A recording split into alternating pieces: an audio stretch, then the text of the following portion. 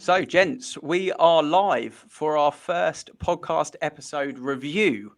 Why have we done a review? Well, we're going to be reviewing episode 1 on this live chat, and then obviously we're going to be putting it on all of the audio channels and YouTube as well. But we all agreed that sometimes when you listen to a podcast and you're doing something in the background, you don't always digest exactly the same as someone else. So the 5 of us are kind of come together and share exactly what bits of it we've taken away. So it's going to be quite exciting doing this particular episode because I think people are going to take a lot of it away, probably translated in a different way to maybe how they've heard it. So first of all, Alex, me and you were co-hosts for this one. Emma Pallant-Browne, 3-time world champion. What an episode to kick off with. And also from your point of view, obviously sort of chairing it and doing the research on it, how did you find it as a first episode to listen back to after being a host? I found it really enjoyable at the time, and even more so listening back to it. They always say, "Oh, you don't want to hear your own voice" and things like that. But actually, I was listening to it on the train, and I just really enjoyed the content that came out of it. I thought there was lots of actionable points as well. So, from my point of view, loved doing it and loved listening back to it. Yeah, absolutely awesome stuff. The first round of questions, and I think most people have actually listened to this twice. I mean, I obviously co-host it and then I've listened twice. So almost I've been in the moment 3 times now, and each time taking something different. Dave, I know you said the same thing, that you kind of listened to it once and then you went back and listened to it with kind of no background noise or no momentum of something else going on. But what was your biggest takeaway? What was the number one takeaway you got from the Emma episode? For me, it was continual growth and knowledge. When you listen to everything that she's done from start to finish, there's always been a predetermination of where she's got to be. Then she's found something new, like with her a coach and all various different paces in her life, that she's always had this continual growth and progression and gaining of knowledge. And that was the biggest thing that I took away, that I see quite a lot from talks like this. So yeah, continual growth. That's what I took. Is that, I know, Rob, you talk a lot about flow, you know, whenever I've had conversations with you about the importance of flow, and it's a big thing in martial arts as well, which we will cover on one particular guest episode coming soon. But that flow that Dave talks about there, and just those gradual little incremental changes and steps that make a big difference. What was your particular number one takeaway, Rob? Actually, you're quite right in what you're saying there. I took down from it saying little stepping stones you mentioned about it, and also one of the key bits at the end, which is the last bit that Alex jumped in there, was passion. Yeah. And I think the key takeaway from that is you have to have the passion to achieve peak performance. You can't be not passionate in something you're trying to achieve in it. Yeah. So like you could see throughout all of it, any time she came against an obstacle, she overachieved it because she was passionate towards the main journey of what she was trying to get out of it. Yeah. You've nicked one of my answers there now, Rob. Thanks for that. I'm going to try to something else. It's good if there's some overlap between us, because it means we're listening to the same thing and we're on the same page. So I think that'll be interesting to see. We haven't obviously pre-planned this and aligned our answers to try and take this in a certain direction or narrative. This is very authentic from our own takeaway. So that in itself is going to be quite cool. James, a couple of techie issues, but just checking, you can hear us okay? Have you got a number one takeaway, James? I can hear you fine. Sorry, gents, having some connection issues my side, but I think I'm back in the game. Can you hear me okay?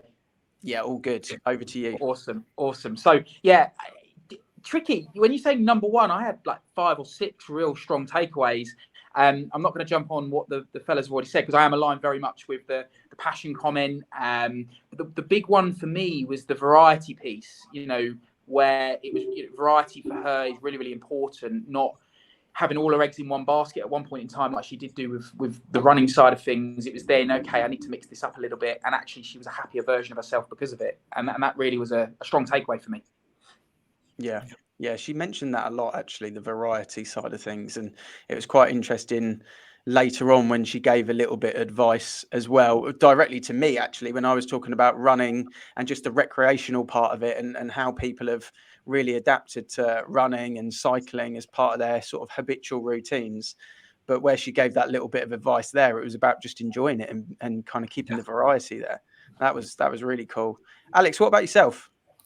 My main takeaway was the importance of adaptability in peak performers. So I think it's a really key trait that I've noticed across the best of the best. When you look at the Steve Jobs, the Michael Jordans, the Michael Phelps of this world.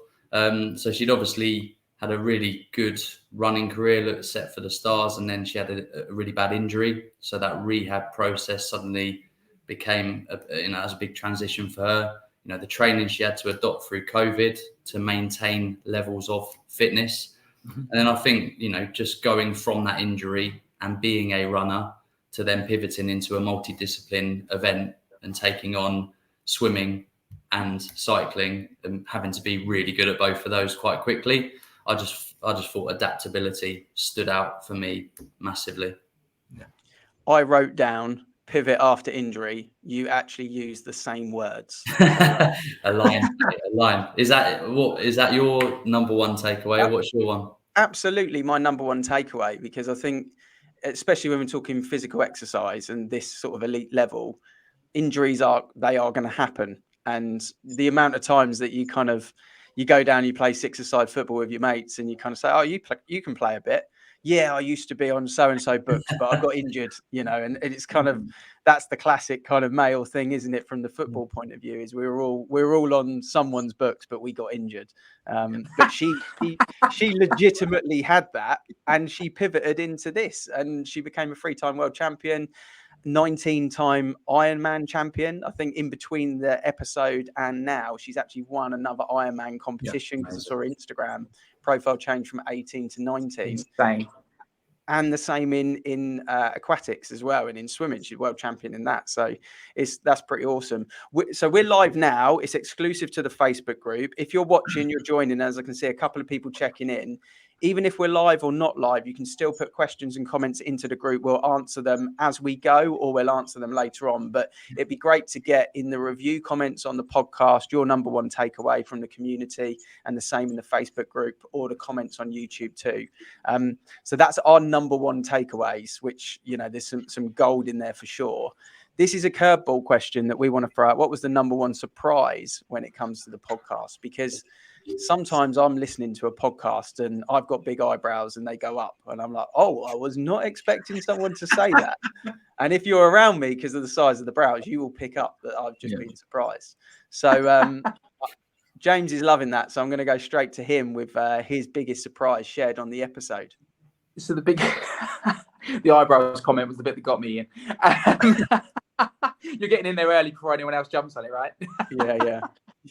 So the biggest surprise, obviously, I didn't know the background, I didn't know Emma's background. So the biggest surprise for me was the pivot. It was the fact that she was training and performing at an elite level in one discipline, and then the ability to pivot and then perform at the same level again.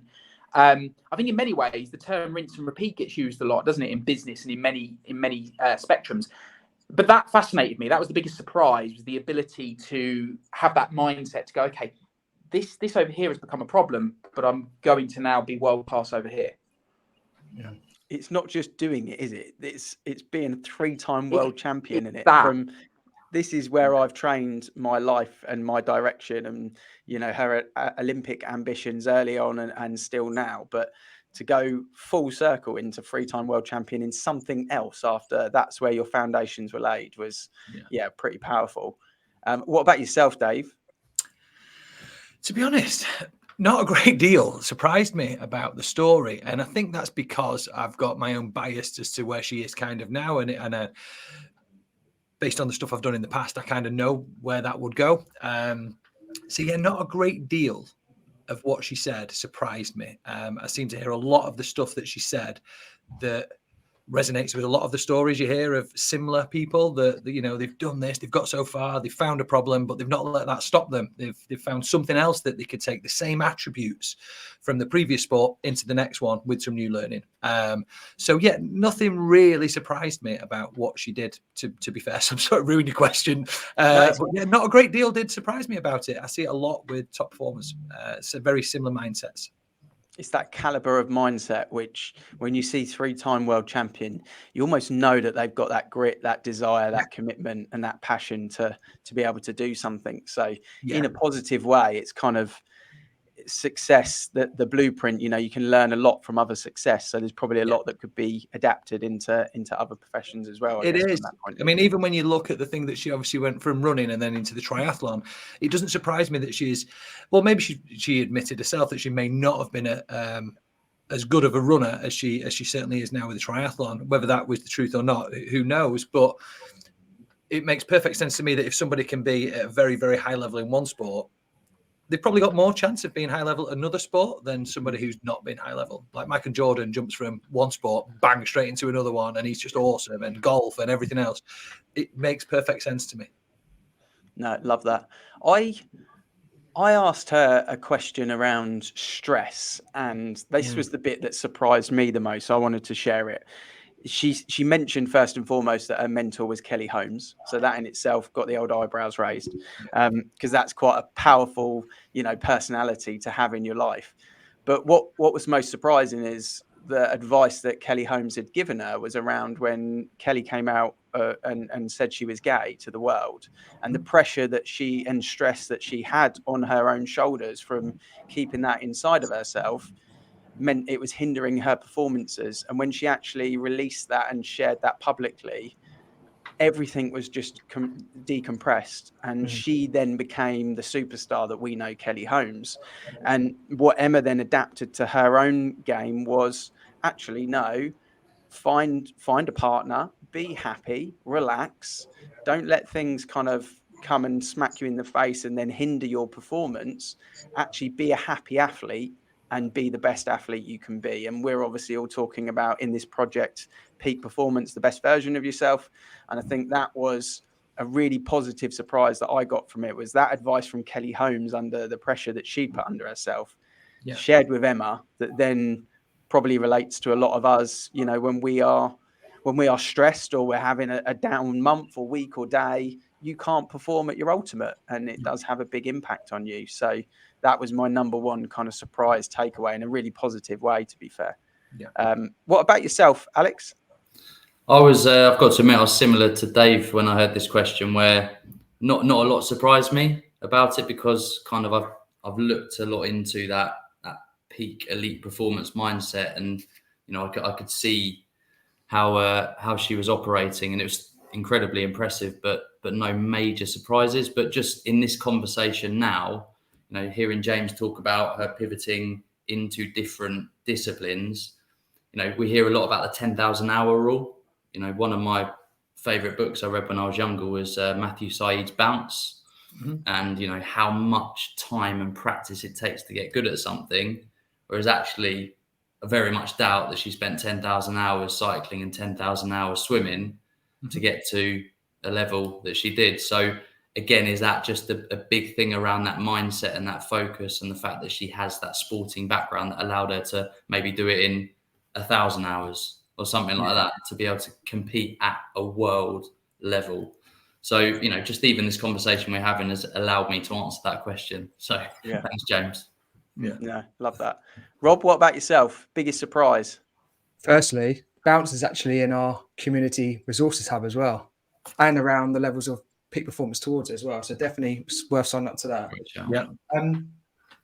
For me, for the nutritional side was a bit that I was quite surprised at, where you go down the obsession, you think, okay, I must eat clean, I must eat this, and I must eat that, and she was going down that route of being quite obsessive about towards it.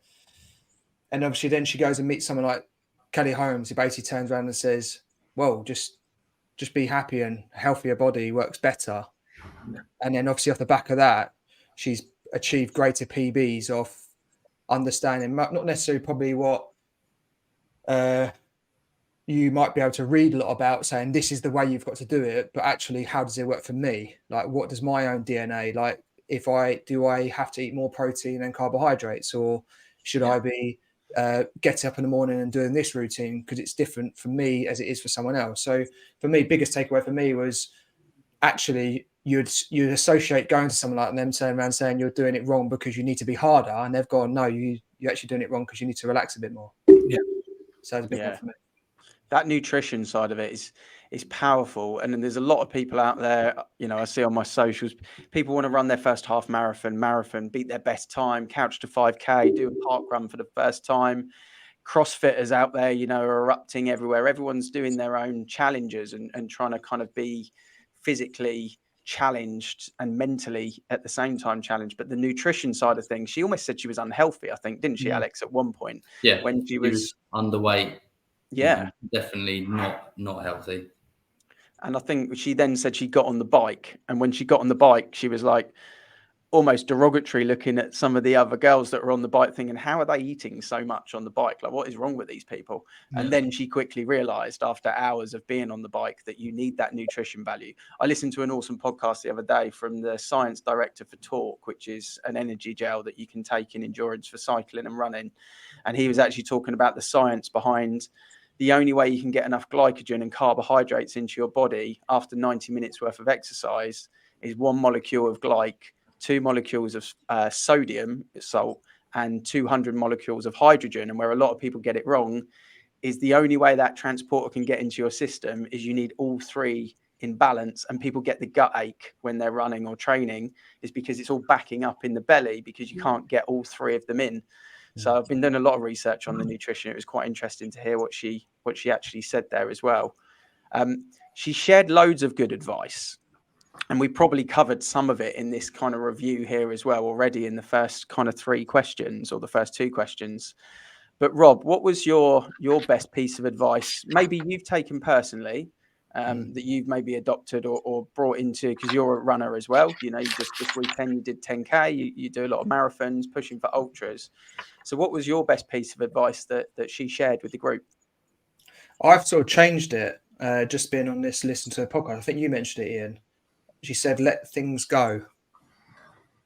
And like, it can be quite easy for us to build up stress within our bodies, stress within our environment, stress within our heads.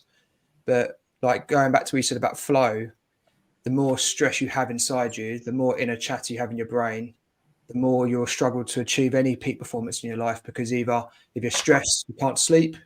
If you're out on the road trying to run like you are and you've got your brain on inner chatter, you can't then perform because your brain's telling you to slow down, you can't complete this, etc.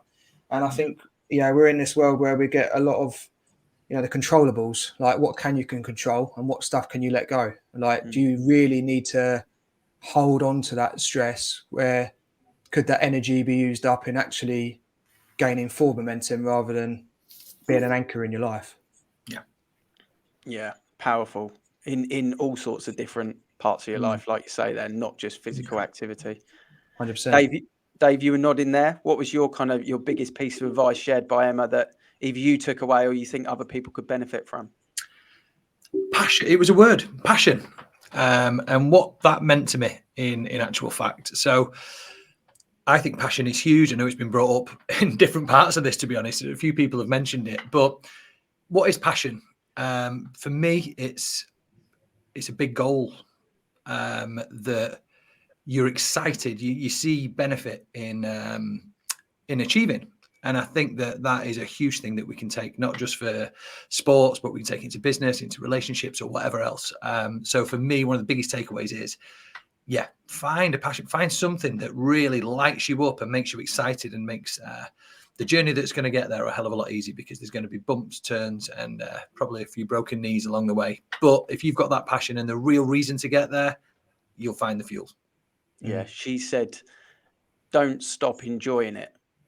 Was a real key kind of thing. Don't stop enjoying it. Just to the general runners out there, just to the average lot of us that are not competing for world champions, but are just trying to beat our time from the last race that we did.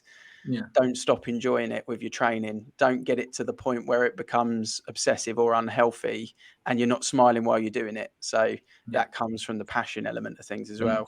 Ian, you've obviously, you like your ultra running and got sort of that background. Have you changed anything since sort of being on the podcast yourself? Yeah, 100%. Well, I mean, I had the setback, didn't I, of my 24-hour race in between this. And I went to the 24-hour race and I let kind of stress get the better of me and didn't achieve what I wanted to. And then 2 weeks later, went back to another one. and realized that actually stress was the reason. Stress was the big kind of issue that I had. Ended up driving up to Leeds on a 4-hour drive, totally chilled, didn't worry if I'd forgotten anything, just went to enjoy it. Start line, didn't have focused face, had smile on my face. Rob had sent me a message about redemption. I had Jacob Banks playing at the start line. This is my redemption. Not going to sing it and embarrass myself, but it's still there. And that was it. It was that. I took that from that episode, went and did what I wanted to do. And I don't think I would have probably done that without all of those little bits coming together, to be fair. So a huge takeaway for me. But actually, the best piece of advice that she shared was when I put her on the spot, and Alex smiled. He was like, "What's Ian going to say here?" Because I said, "I don't know if I should ask this question, but I'm going to anyway." Classic kind of me. And I asked her about which was her favourite medal out of the three. Which one meant the most? And it wasn't necessarily the advice that she shared off the back of it, but it's what I took away from it, which was the first one was about she needed it for sponsors. She needed it for money. She needed it to be able to get to the next level. It was the driving, raw, kind of gritty motivation and that driving force to do it.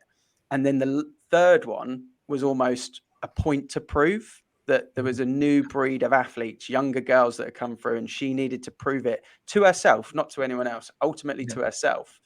But those two meant more than the middle one. So that for me was a huge takeaway because it showed how important it is that you have that drive. It may be in the same way as what Dave says, passion, but you've got that drive, you've got that reason, you're going into something so challenging. That was quite powerful. I actually got a bit of goosebumps when she said it, to be fair, because that's what I could hear in it. So, that was my big one. On that, actually, and it made me, if you ever remember the story we spoke about, the experiment with the mouse and the food in front of the mouse, and then if you put the cat behind it, or the smell or the scent of a cat or the noise, then it had the get up and go to get there. I actually wrote that in brackets next to that exact comment that you mentioned there, because I saw that the no sponsorship and everything else, or that she had this dream, this passion to get there. And that's going to give you a hell of a lot of fuel to get there. But if you've got some negativity behind it as well, which is like, I'm not going to be able to pay my mortgage, I'm not going to be able to feed this, that, if I don't get this, there's a hell of a lot more. So it made me think of the experiment with the mouse. That strangely, Tony Robbins talks a lot about change your standards, or change your kind of almost physical posture, and things like that can have a big impact. And that's something there, James, that we're kind of talking about and sharing, is that driving force. Once you change the standards of what you want from something, it's big. But for your sort of shared takeaway and your piece of advice that Emma shared with the podcast, what was your big takeaway? Because I know you're now on this you're on a bit of a quest as well from a fitness point of view. So is there anything that you really took away in your own personal life? Yeah, and I think it stemmed from what she shared in terms of what Kelly Holmes said to her, and that less was more, and to be happy in what she was doing, and to stop putting herself under such huge amounts of pressure, because you can't perform at a top level if you're continually stressed about the outcome, but to be happy in what you're doing. And that really sat, because I think, we've talked a lot, because she is an elite athlete, we've talked a lot about connecting everything she said back to athletics, running and competing. But actually, I think an awful lot of the messages within what she shared are true to life, as well as athletics and competing. And I think that's really important to convey to our audience, because I'm not a runner, but a lot of the messaging was really, really relevant to me. And so the happiness piece, and being on a journey that you enjoy being on, not because you feel you have to do it, but finding a way to really love it, was the huge piece for me. Yeah, I think what you just said there about putting too much pressure on and actually enjoying it, I'm going to tag the Chelsea football team in right now and get them to listen back to what we've just said, because I think they need a little bit of that in their life. We couldn't get them on a peak performance show. No, absolutely not. I think I am a higher peak performer than them. I scored 2 goals last night in the credentials. Yeah.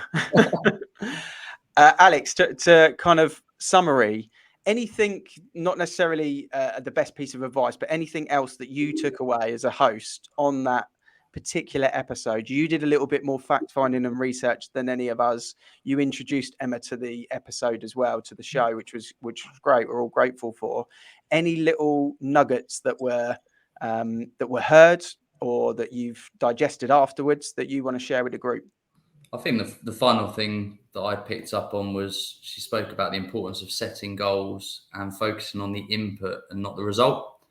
And I think that's been a big learning for me, where a lot of people will set goals and targets that have that finite ending, and then suddenly you get there and you're lost. So a lot of my targets and goals are a bit of a bigger picture approach. Like, I want to be a better golfer. So what's my process? It's hit 90 golf balls a week, every week. So there's no real finite ending to that. It just means that if I do that, I'm going to be a better golfer. So I just felt that if you can control what you put into something and not get too bogged down with the result and when it's going to come and putting timestamps on it and things like that, I really liked that sort of end point when she was handing out the advice. Yeah, powerful stuff. Talking powerful, two things. I'm going to go to Rob. He doesn't know I'm coming to him, so I'm going to put him on the spot a little bit here. No one's mentioned the quote, but Rob did mention the quote before we went live. Rob, give us the quote. I wrote it down. Look, the blue bit down the bottom bit there. I actually wrote that space as well on the bottom of the iPad. That will get everyone pumped going into their next event. And then also just share a little bit with us for the people that are missing out on the website that haven't registered. You put a load of background time and effort into it. So just give us a little bit summary after the quote around what people can expect from the website as well, bud. So quote and website, over to you. So the quote was, give more to the world than you took and train with the fight of an underdog, so you can race with the confidence of a champion. I listened to that. I thought, I'm going to get a tattoo of that on my body. I love that articulation on that. So good, so powerful. So for the website, if you hit the website, go to our community section on our website. You can sign up for free there. You then enter what you call the 8 dimensions of peak performance. So a bit like Alex said, he mentioned the book around bounce. So we've got loads of those sort of resources that we've gone away and looked at and watched and taken away. And then the actual sections are all based around what that means to peak performance. So there's some questions in there. There's some techniques and things that you can take away just to get you to think about it after you maybe watch the actual episode of a TEDx speaking event that we've put in there. So it's down around the 8 dimensions, and the 8 dimensions is all around not just your fitness, it's your health, your sleep, environments, relationships. So there's loads of places that you can go and explore. So it's not just a place for athletes. If you want a bit more, well-being in your life, you might want to go into the well-being section and explore some random stuff in there. So even on me, like some of the things I've added in there, I actually was like, this is interesting. I'll add this as a resource. And I've now actually, a part of the process of building it, I've now taken that into my life in the form of meditation so far. So definitely worthwhile having a look at it, guys and girls. Yeah, check it out there. projectpeakperformance.co.uk. The mecca of peak performance. Over the coming months, this will be the most spoken about website on the planet. Fear not. That is what we are bringing to you. It's it's going to happen. You're saying it right there with passion, so it definitely will happen. We have a guest lined up, already pre-recorded for the next episode. Powerful value, shifting it away from kind of physical exercise and bringing it into more performance, nutrition, daily habits. Myself and James had the pleasure of being co-hosts on this episode with Dimitri. It is one that I think anyone in any space of life, whether you need to pick me up, whether you're at the top level and you want to get to that next 1%, should listen to this episode. In summary, James, what would you expect guests to take from, or the community to take from this guest on the next episode as a bit of a bite-sized teaser? Oh my God, Ian, there's so much that they're going to take away from that episode. I absolutely loved every minute that we spent with Dimitri. Fascinating character. You can go into so much detail. I've spoken offline with him around certain topics that the guy, if it's not worth knowing about gut health, mental well-being, physical well-being, then if he doesn't know it, it's not worth knowing. just some of the golden nuggets he shares around how people can improve sleep and optimizing their vitality and their lifestyle without making it really complicated. I think if people are looking for that, I've got 2 small kids. Anyone that's got children under the age of 5, I would say, listen in. It's really, really helpful. That would be my takeaway. Yeah. Did you sign him up as a coach after doing the podcast, James? Absolutely, yeah. I thought you did. Yeah. That's how good it is, guys. That's how good it is. That's how good he powerful. is. I knew I needed someone like him in my life, but I didn't know it was him until I listened and took part in that episode. And I must admit, that's another takeaway I would say from being a part of the project, is the doors it's opened in terms of being surrounded by you guys, but also the wider network that we're now creating. So for anyone that's listening in, get involved, because you just don't know what opportunities it's going to open you up to and how rewarding it will be for the goals that you're trying to achieve. Yeah, absolutely. Great episode coming out next Friday. Definitely check it out for anyone in any walk of life. It'll be really powerful. Thanks again to Emma Pallant-Browne for allowing us to have her on as a guest, and then allowing us to obviously do the review, all the takeaways. Like I said, if you're watching this in the Facebook group and we're not live, still comment. We'll answer those questions throughout the week. If you're listening to it on the Friday as an episode, make sure you're subscribed, because next week we've got an absolute cracker for you, and your comments and your reviews and any question or advice that you want is always welcome. And don't forget to register on the website, because that will be a game changer for you as well with the knowledge that's in there. So, gents, thank you for joining. It's been emotional. It's been powerful. We'll be back next week. That's it. See you later, guys.